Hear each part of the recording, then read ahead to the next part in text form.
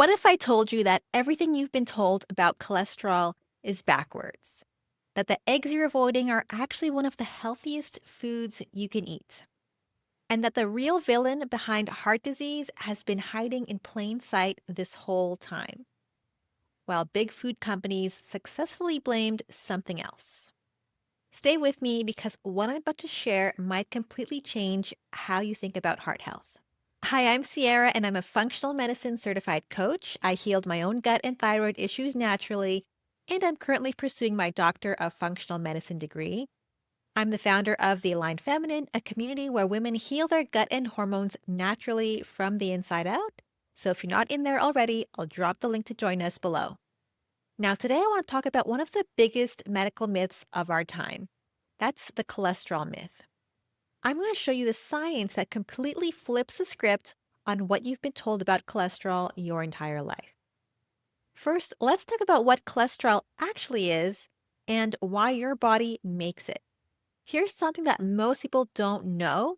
About 75 to 80% of the cholesterol in your body is actually made by your liver. Only about 20 to 25% comes from your diet. So think about that for a second. If cholesterol was so dangerous, why would your body actively produce it? And the truth is that cholesterol is absolutely essential for life. Your body needs cholesterol. Cholesterol is used to make every single cell membrane in your body. You have about 37 trillion cells, and every single one of those cells needs cholesterol to function. Your body uses cholesterol to produce hormones. That includes estrogen, progesterone, testosterone, and cortisol. Cholesterol is used to make vitamin D when your skin is exposed to sunlight. It's also needed for brain health. Your brain is about 25% cholesterol by dry weight. Because without cholesterol, your nervous system can't function. It's actually used to build the myelin sheaths around your nerves. And it's used to create the bile acids you need in order to digest your fats. So, why would your liver make something that's supposedly killing you? The truth is, it's not. So, let's talk about what cholesterol is actually doing in your blood vessels, and then I'll explain how, thanks to big food, we just got this all backwards. So, imagine that your blood vessels are like the inside of a garden hose. When that hose is healthy and smooth, water flows through easily. But what happens if something scratches or damages the inside of that hose? Now that's where cholesterol comes in. Cholesterol is actually your body's repair material. When your blood vessels get damaged, your body sends cholesterol to patch it up. So think of cholesterol like the spackling used to repair a hole in your wall. Now, when doctors find cholesterol in your arteries, they're looking at the repair crew, not the thing that caused the damage in the first place. So saying that cholesterol causes heart disease is like showing up to a house fire, seeing firefighters everywhere, and then concluding that firefighters cause fires. So if cholesterol is the repair crew, then what's actually causing the damage? The answer is sugar. So here's what happens when you eat sugar, especially refined sugar and high fructose corn syrup. So, step one, your blood sugar spikes. When you eat sugar, your blood sugar rises sharply. This creates what's called the glucose peaks and valleys, these sharp ups and downs throughout the day. Step two, high blood sugar causes a process called glycation. This is where sugar molecules attach to proteins in your blood, creating what are called advanced glycation end products, or AGEs. Think of AGEs like tiny sharp crystals floating through your bloodstream. And what do you think happens when sharp crystals flow through soft tissue? That's right, they scratch it. These sugar crystals literally scratch and damage the lining of your blood vessels called the endothelium. This creates inflammation and tiny wounds in your arterial walls. Now, in step four, cholesterol comes to the rescue. Your body sees the damage and says, we need to repair this. So it sends cholesterol and other repair materials to patch up the damage. Now, here's the problem. If you keep eating high amounts of sugar, you keep creating more and more damage, so your body keeps sending more cholesterol to repair it. Eventually, these repair patches can build up, causing plaque formation. Now, researchers have actually quantified this. They followed people over time and found that those getting a quarter or more of their daily calories from added sugar had nearly 3 times the risk of dying from heart disease compared to people who kept their added sugar intake low. But here's where it gets really frustrating. If sugar is the real problem, why have we spent the last 60 years being told to avoid fat and cholesterol? Now, you won't be happy with the answer. In 2016, researchers at the University of California, San Francisco were digging through historical archives when they found something shocking. Internal documents from the sugar industry from the 1960s. And what they discovered was that the Sugar Research Foundation, which is now called the Sugar Association, paid 3 Harvard scientists to publish a review article in one of the most prestigious medical journals in the world. The goal? Downplay sugar's role in heart disease and point the finger at saturated fat instead. We're talking about the equivalent of $50,000 in today's dollars paid to influence scientific opinion. And just to give you some context, back in the 1960s, heart disease was on the rise, and scientists were trying to figure out why. So 2 main theories emerged. One was Team Sugar, led by a British researcher named John Yudkin, who argued that sugar was the primary dietary cause of heart disease. He even wrote a book about it called Pure, White, and Deadly. Second was Team Fat, led by an American researcher named Ansel Keys, who argued that saturated fat and cholesterol were the culprits. And guess which theory won? The one backed by sugar industry money. And it worked. If you recall, in the 80s and 90s, low fat became the health fad. Everything had to be low fat. Food companies started making low-fat versions of every product imaginable. But here's the problem. When you remove fat from food, it tastes like cardboard. So what do they do to make it taste good again? The answer is they added sugar. So low-fat yogurt, heart-healthy whole grain cereal, that low-fat salad dressing, even fat-free cookies, loaded with sugar. I even remember candy bars boasting low fat on the label as if they were supposed to be healthy. So at the time, everyone thought they were eating healthy, but they were actually consuming more of the thing that was causing the problem in the first place. And can you guess how that played out? I think it's pretty obvious considering that obesity and diabetes rates have tripled since the low fat guidelines were introduced. So the low fat era didn't make us healthier, it made us fatter and sicker. A good book I recommend on this topic is called Eat Fat, Get Thin by Dr. Mark Hyman. Now, this wasn't an accident. The soda industry and food manufacturers had billions of dollars at stake. The global soft drink market alone is worth over $400 billion per year. The average American consumes 17 teaspoons of added sugar per day. That's 57 pounds per year. And 74% of packaged foods in the grocery store contain added sugar. If sugar had been correctly identified as the primary driver of heart disease, it would have devastated these industries. So they did what tobacco companies did decades before. They funded research, created doubt, and shifted the blame onto something else. And it worked for 60 years. But now we know the truth. And the truth is that eating cholesterol does not raise your blood cholesterol levels. When you eat more cholesterol, your liver simply produces less. Your body is smart. It has a feedback loop that regulates how much cholesterol you need. In fact, back in 2015, the U.S. Dietary Guidelines, which had told Americans to limit dietary cholesterol for decades, quietly removed that recommendation because the evidence showed that dietary cholesterol has little impact on blood cholesterol levels for most people. They basically admitted they got it wrong. Now let's talk about eggs because eggs got absolutely vilified for decades based on this flawed understanding. Eggs are one of the most nutrient dense foods on the planet. One egg contains all 9 essential amino acids, making it a complete protein. It contains choline, which is critical for brain health and liver function, and most Americans are deficient in this. It contains lutein and zeaxanthin, which are antioxidants that protect your eyes. It contains vitamin D, especially if the chickens are pasture raised. It contains B vitamins, including B12, which is hard to get from plant sources. It includes healthy fats, including omega 3s in pasture raised eggs. And of course, cholesterol, which, as we now know, your body actually needs.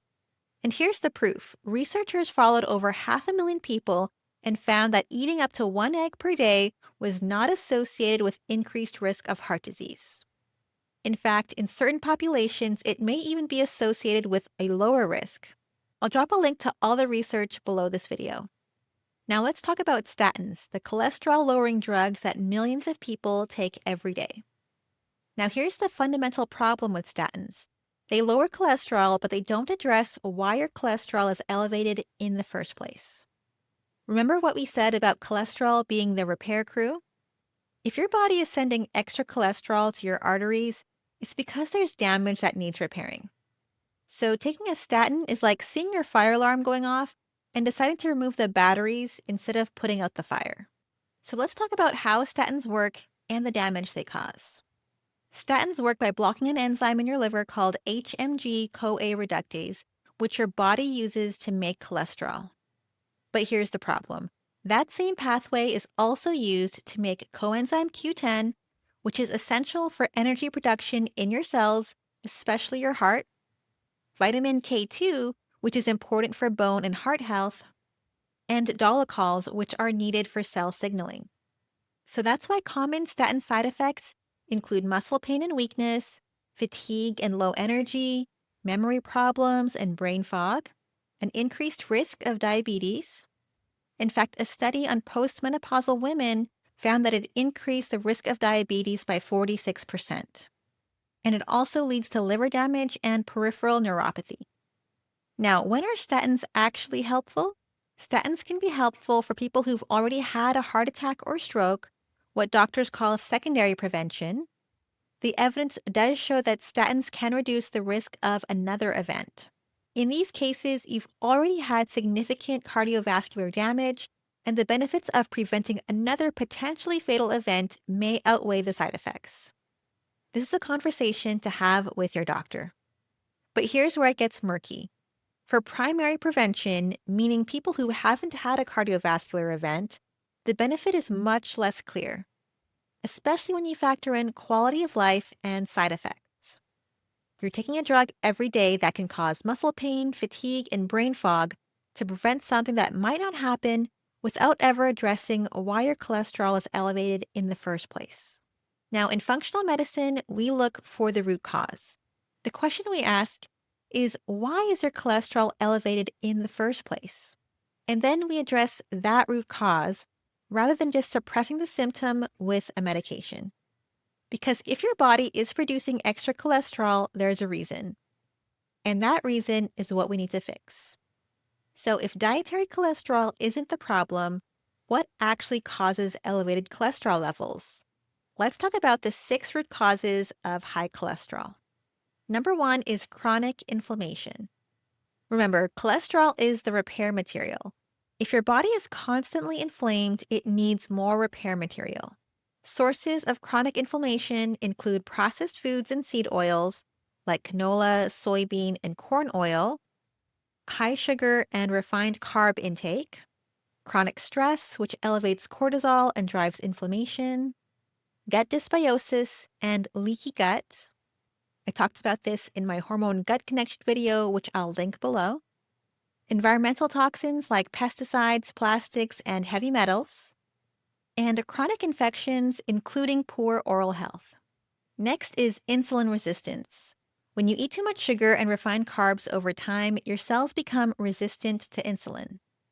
And this causes your liver to overproduce cholesterol, your body to store more fat, it leads to increased inflammation throughout your body and elevated blood sugar, which, as we already discussed, damages your blood vessels, creating the need for more cholesterol repair. Third is thyroid dysfunction. Your thyroid hormones directly influence cholesterol metabolism. When your thyroid is underactive, known as hypothyroidism, your body doesn't clear cholesterol efficiently, causing it to build up. So many people with high cholesterol actually have an underlying thyroid problem that hasn't been addressed. Number 4 is poor gut health. Your gut microbiome influences cholesterol levels in several ways.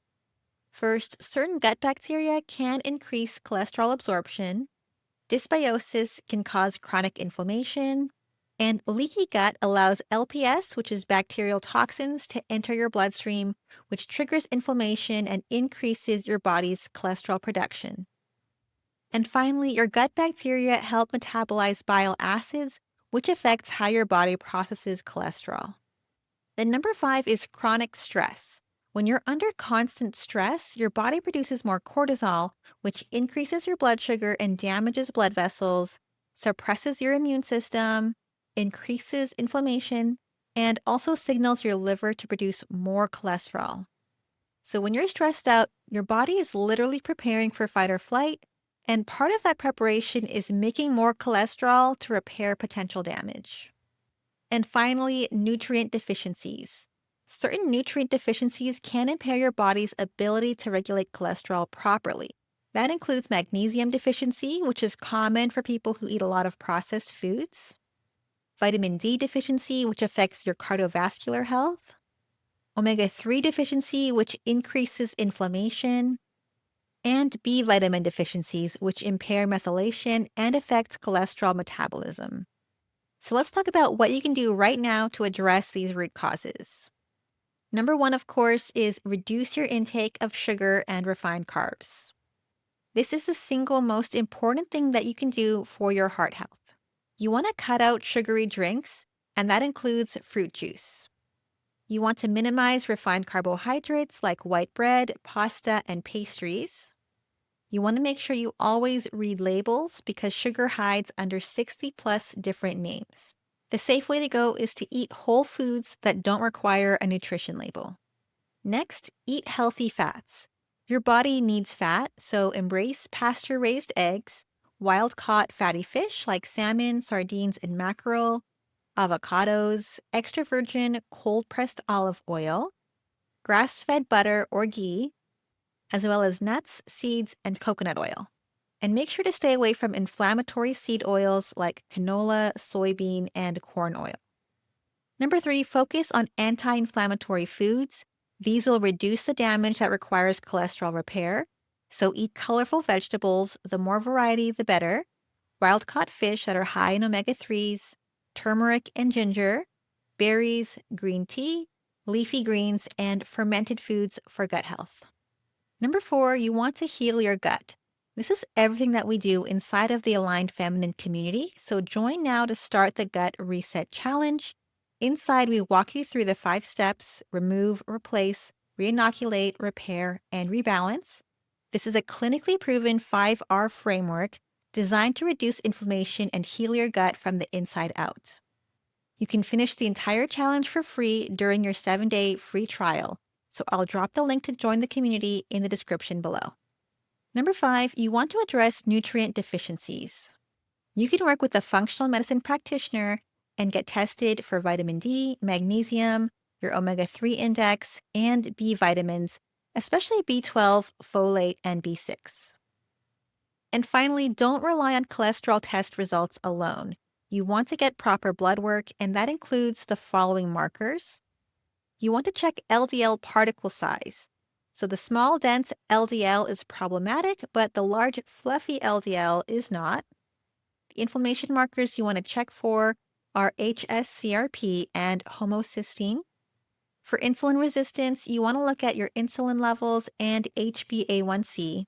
Also, make sure you order a full thyroid panel, so not just TSH, but you also want to look at your free T3, free T4, and antibodies. And you also want to check lipoprotein A, which is a genetic risk factor.